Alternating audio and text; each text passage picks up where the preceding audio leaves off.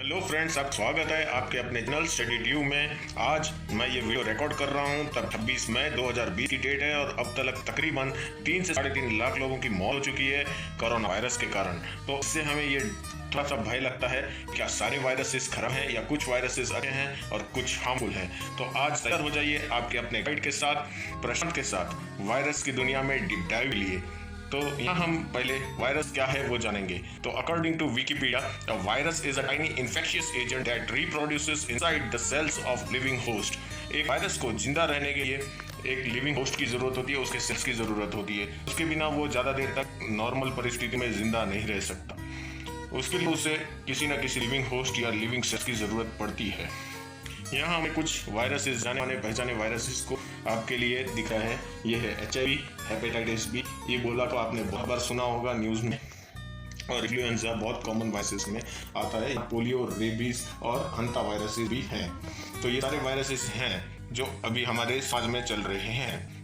तो इससे आपको ये समझ में आएगा कि वायरसेस क्या होते हैं। तो इससे एक और भी क्वेश्चन आपके दिल में उठता होगा कि सारे वायरसेस खतरनाक हैं या नहीं। तो जी नहीं, कुछ वायरसेस अच्छे हैं, अच्छे नहीं कह जा सकते, पर ह्यूमन बॉडी के अंदर कुछ वायरसेस पहले से एग्जिस्ट कर रहे हैं। ये एक खोज का विषय है जो आप में से, मैं आशा करूंगा, कोई वायरोलॉजी ले और आगे इस वायरस की दुनिया को एक्सप्लोर करे। पर यहाँ प्रश्न ये उठ रहा है कि सारे वायरसेस अच्छे हैं, आई मीन वायरसेस हैं बुरे या कुछ ही बुरे हैं। तो यहाँ एक अभी रिसेंटली थोड़े समय पहले यारा वायरस जो है वो अमीबा को इन्फेक्ट करता है पर इंसानों को नहीं करता। तो यहाँ ये समझ जैसी बात है कि सारे वायरसेस हमें इफेक्ट नहीं करते। तो फिर आपको ये भी एक जानने जैसी बात है। इसके बाद आपको ये भी एक क्वेश्चन उठता होगा कि ये जो सारे वायरस हैं वो ट्रांसफॉर्म भी होते हैं या नहीं। तो जी हाँ, ये सारे वायरसेस ट्रांसफॉर्म हो सके हैं इनके मॉलिक्यूलर स्ट्रक्चर में थोड़े से चेंज होने के बाद। जैसे कि वायरसेस हैं जो वो chikungunya, swine flu, bird flu और कोविड-19 जैसे वायरसेस अभी हमारे सामने शुरू हो चुके हैं। उनके प्रोटीन स्ट्रक्चर में कुछ मॉलिक्यूलर चेंजेस में आने के बाद वो इंसानों को भी इफेक्ट कर रहे थे। उससे पहले वो सिर्फ एनिमल वायरसेस थे। तो यहाँ ये चीज़ समझने जैसी है कि इनके स्ट्रक्चर में चेंज होने के बाद ये हमें भी इन्फेक्ट कर सकते हैं।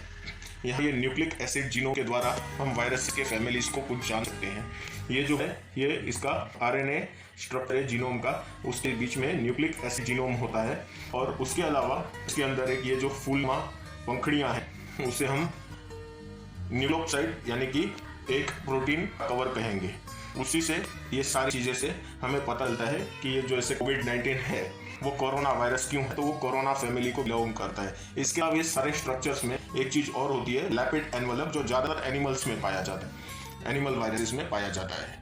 ये जो है इसकी स्ट्रक्चर और इसकी जानकारी के बाद हमें पता चलता है कि वायरस किस फैमिली को बिलोंग करता है। इसके अलावा सिम्टम्स जो होते हैं किसी इन्फेक्टेड व्यक्ति के, वो भी समझने जैसी चीज़ है। उनमें कॉमन सिम्टम्स क्या होते हैं? तो फीवर है, टायर्डनेस है, ड्राई कॉफ है, थकान लगनी, नाक बहना और गले में सूजन वगैरह वगैरह उसके केसेस में आ जाता है। ये भी जानना बहुत ज़रूरी है कि वायरस फैलते कैसे हैं, ट्रांसमिशन कैसे करते हैं। तो वायरसेस का ट्रांसमिशन ज़्यादातर person to person close contact में आने की वजह से होता है। इससे बचने के लिए हमें कहा जाता है कि दूरियां बनाए रखिए, सोशल डिस्टेंसिंग करिए। और यहाँ एक बात यह भी समझने जैसी है कि जो वायरस हैं वो किसी को ज़्यादा इन्फेक्ट करते हैं।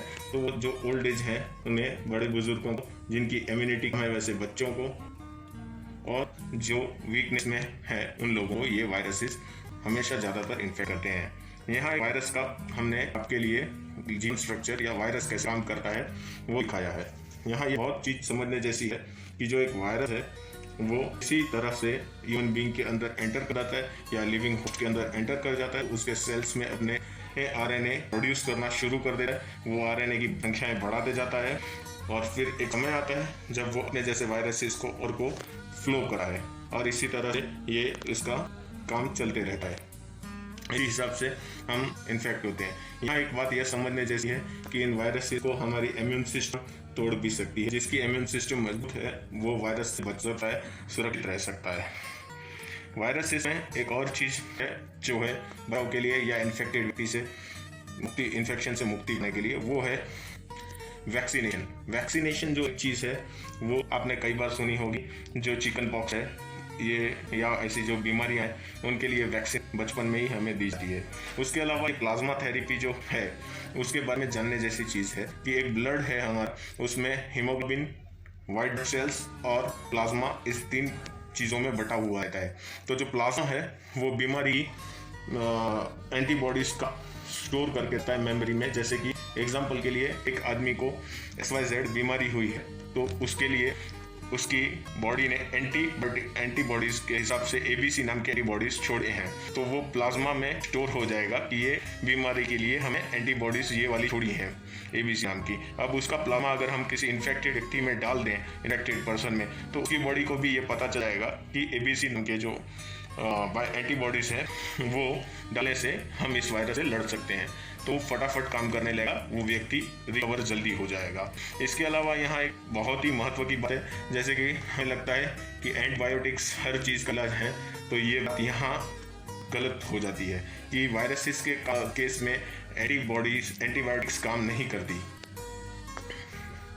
इस बचाव का एक अहम तरीका है कि आप स्वच्छ रहें, हाथ धोते रहें, मास्क पहने जब भी ये वायरसेस फैलते हों, तब वेंटिलेशन में रहें, हाई हेल्दी डाइट। आशा करता हूँ आपको मेरा ये वीडियो बहुत पसंद आया होगा। लाइक शेयर सब्सक्राइब करें, हमारी हौसला अफजाई करें और दूसरों को भी ये चीज़ दिखाएं ताकि वो स्वच्छ रहें, सुरक्षित रहें। भारत माता की जय, वंदे मातरम। आगे के वीडियो में हम मिलेंगे।